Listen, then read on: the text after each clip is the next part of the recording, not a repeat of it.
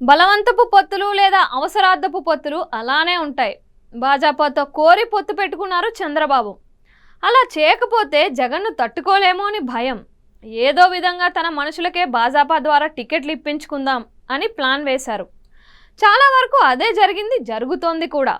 కానీ చంద్రబాబు ఎంత కోరి దగ్గరకు జరిగినా బీజేపీ నమ్మదగిన మిత్రుడు మాదిరిగా కనిపించడం లేదు.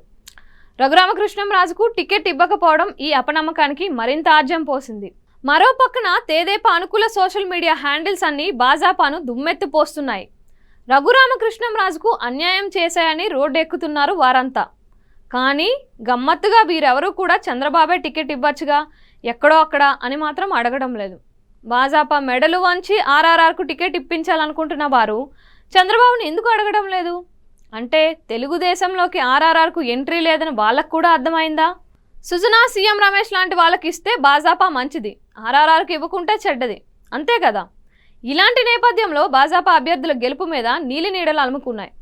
కానీ అలా అని వారు ఊరుకుంటే ఆ సీట్లను వైసీపీ తన్నుకుపోతోంది.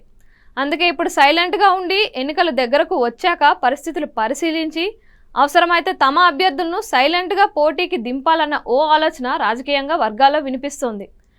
బీజేపీ అభ్యర్థులను కాదని యాంటీ వైసీపీ ఓటును ఖచ్చితంగా తెచ్చుకోగల వారు ఉంటే రంగంలోకి దింపుతారంట.